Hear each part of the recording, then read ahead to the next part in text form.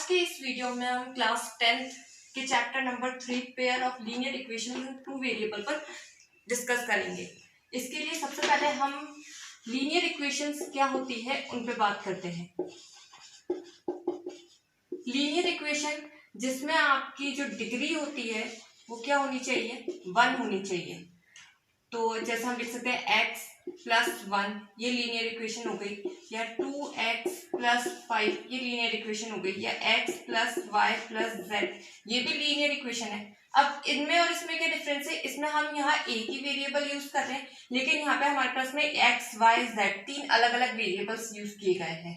तो ये तो है लीनियर इक्वेशन इन 1 वेरिएबल, और ये हो जाएगी लीनियर इक्वेशन इन 3 वेरिएबल्स। अब हमारा चैप्टर क्या है, pair of linear equations in 2 variables. तो 2 वेरिएबल्स के पास में आपके पास में केवल 2 ही वेरिएबल हो सकते हैं, या तो x + y ले सकते हैं या a + b ले सकते हैं, इस तरह से। अब जनरल फॉर्मेट क्या होता है लीनियर इक्वेशन का, ax + by + c = 0। x और y तो क्या हो गए, वेरिएबल हो गए, a b यहाँ पर क्या हो गए, कोफिशिएंट्स, c क्या हो गया, कांस्टेंट टर्म। अब इसके लिए कुछ एग्जांपल देख सकते हैं, जैसे हम ले सकते हैं 2x + 5y + 3 = 0। तो a तो हो गया यहाँ पे 2, b हो गया 5 और c हो गया 3, और x और y क्या हो गए, वेरिएबल्स हो गए। ये तो हो गई लीनियर इक्वेशन की बात। अब इसने कहा है पेयर ऑफ लीनियर इक्वेशन, तो पेयर ऑफ लीनियर इक्वेशन के अंदर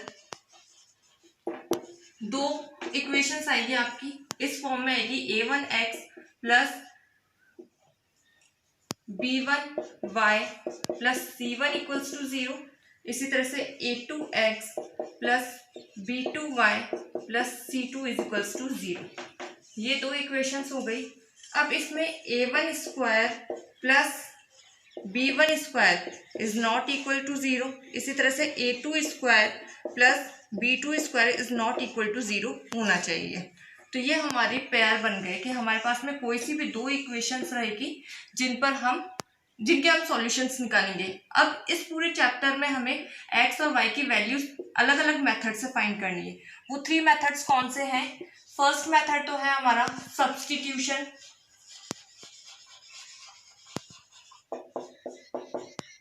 सेकेंड है elimination, and third one is cross multiplication method.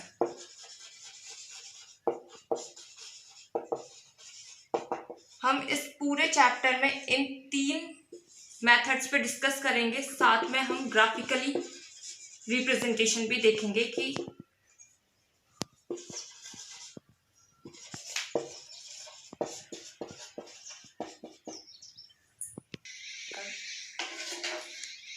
जैसे अब हमें a1x + b1y + c1 = 0 एक इक्वेशन ये दे रखी है, एक दे रखी है a2x + b2y + c2 = 0, ये इक्वेशन दे रखी है हमें। अब हमको इनके सॉल्यूशंस निकालने हैं। अब सॉल्यूशंस निकालने के लिए पहले हमें कंडीशंस चेक करनी है कि इनके सॉल्यूशंस यूनिक निकलते हैं या मल्टीपल निकलते हैं। तो इसके लिए क्या कैटेगरी होती है, 3 कंडीशंस फुलफिल होती है। फर्स्ट कंडीशन तो ये है कि a1/a2 is not equals to b1/b2। अगर ये वाली कंडीशन आती है कि आपके कोफिशिएंट्स x के दोनों इक्वेशंस के, कोफिशिएंट्स y के दोनों इक्वेशंस के अगर नॉट इक्वल टू आते हैं, तो आपकी लाइंस जो बनेगी वो कैसी बनेगी, इंटरसेक्टिंग लाइंस बनेगी। और जो सॉल्यूशंस आएंगे वो कैसे आएंगे, एग्जैक्टली वन सॉल्यूशन, या फिर हम कह सकते हैं कि हमें यूनिक सॉल्यूशन मिलेगा।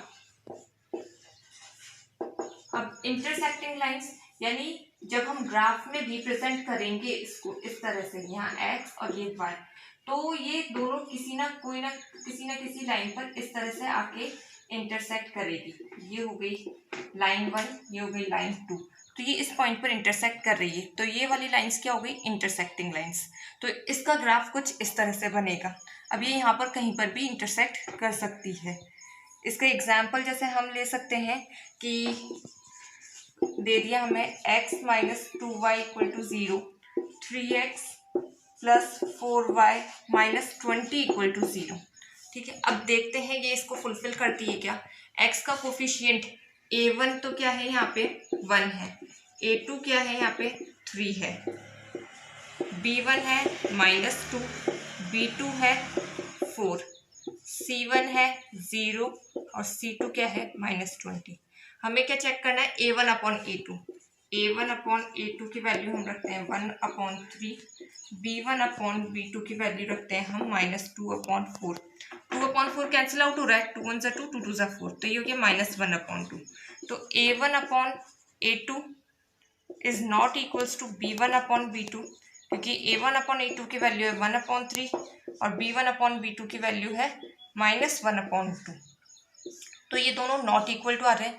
तो इनसे जो लाइंस बनेगी, इनसे जो ग्राफ बनेगा वो कैसा बनेगा, इंटरसेक्टिंग लाइंस बनेगी। और इसका सोल्यूशन क्या आएगा, 1 सोल्यूशन आएगा।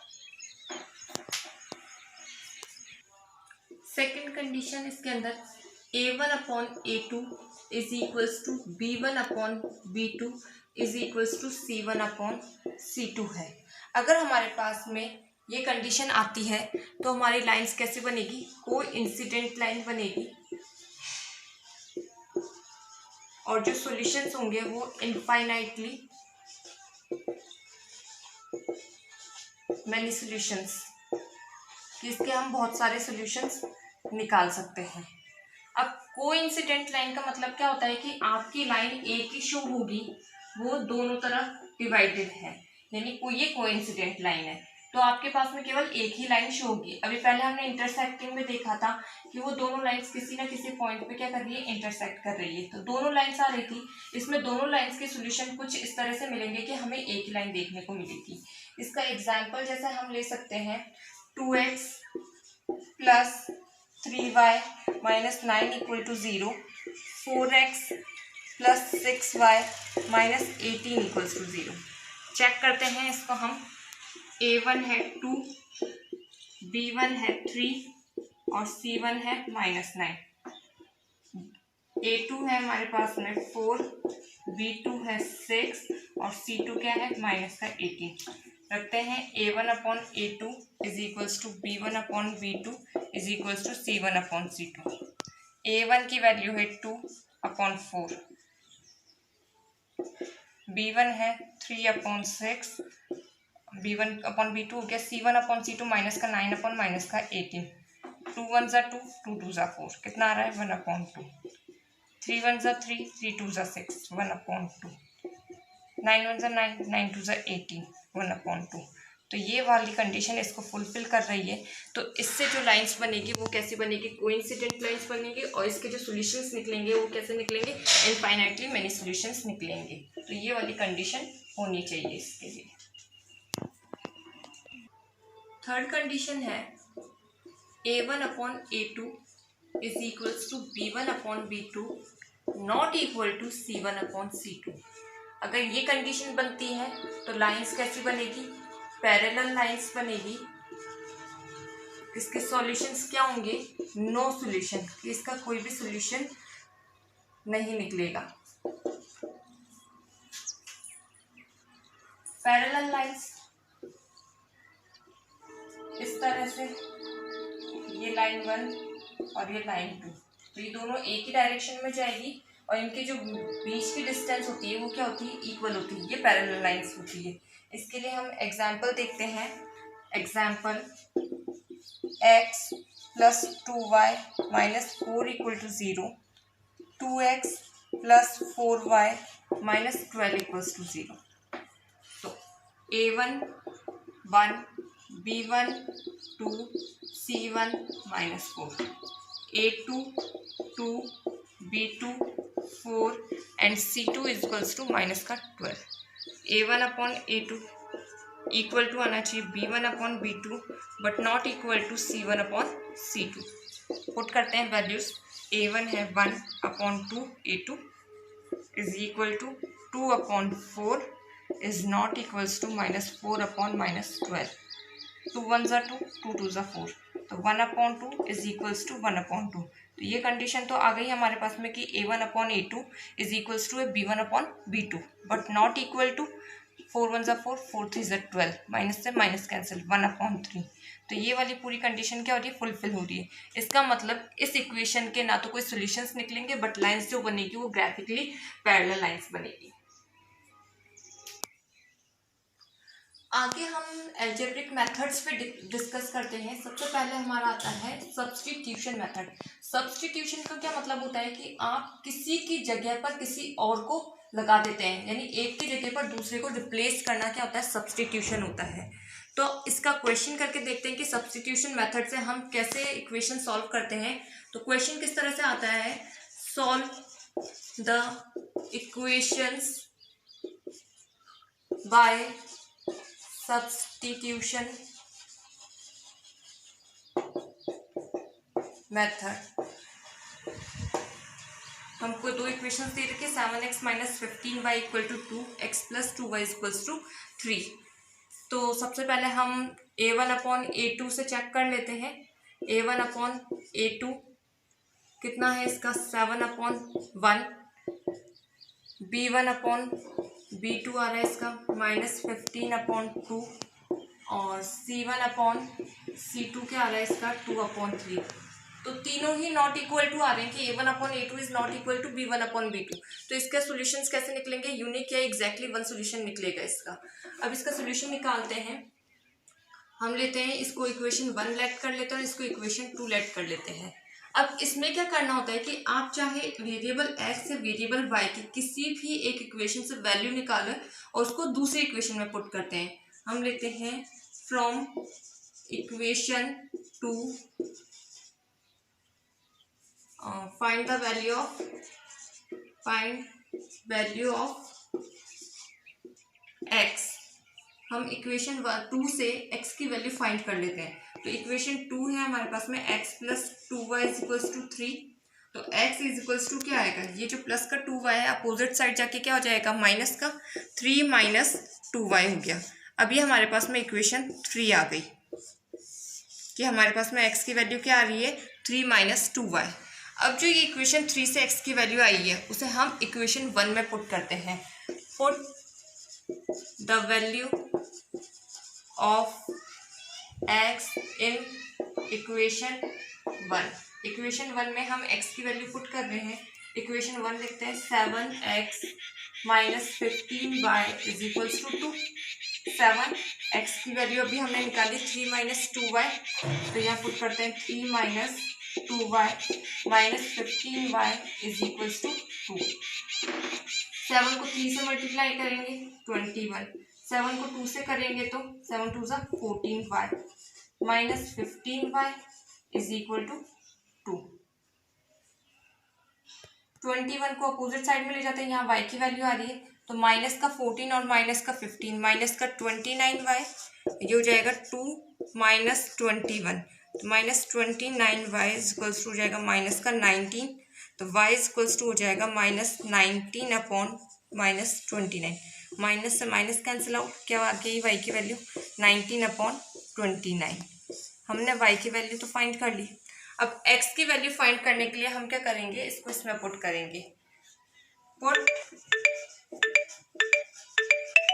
Value of y in equation 3। तो इक्वेशन 3 क्या है, x = 3 - 2y, तो x = हो जाएगा 3 - 2 × 19/29। 3 - 19 2 जा 38/29, अपॉन में 1 लेते हैं, एलसीएम कितना आ जाएगा 29। अब 1 से मल्टीप्लाई करेंगे 29, तो 3 × 29 करेंगे तो कितना आ जाएगा 87, माइनस 29 से 29 इसको 1 से करेंगे 38। 87 - 38 कितना होता है 49/29। तो x की वैल्यू कितनी आ गई 49/29।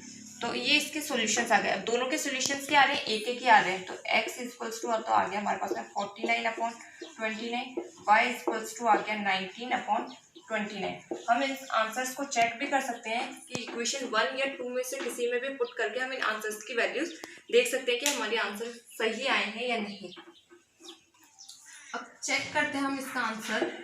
x हमारे पास में आया 49/29 और y हमारे पास में आया 19/29। हम लेते हैं इक्वेशन 2, इसमें पुट करते हैं x plus 2y plus equals to 3, इसलिए ये इजी हो जाएगा। x की वैल्यू 49/29 पुट करी, 2 मल्टीप्लाई 19/29, तो 49/29 as it is, 2 multiply 19 38/29। LCM कितना आया 29, 49 प्लस 38 इज इक्वल्स टू 87/29। 29 से 1 टाइम्स पे, 29 से 3 टाइम्स पे, तो हमारा RHS कितना आ रहा था, 3 आ रहा था। ये भी कितना आ रहा है, 3 आ रहा है। इसका मतलब हमारे आंसर्स क्या है, सही है।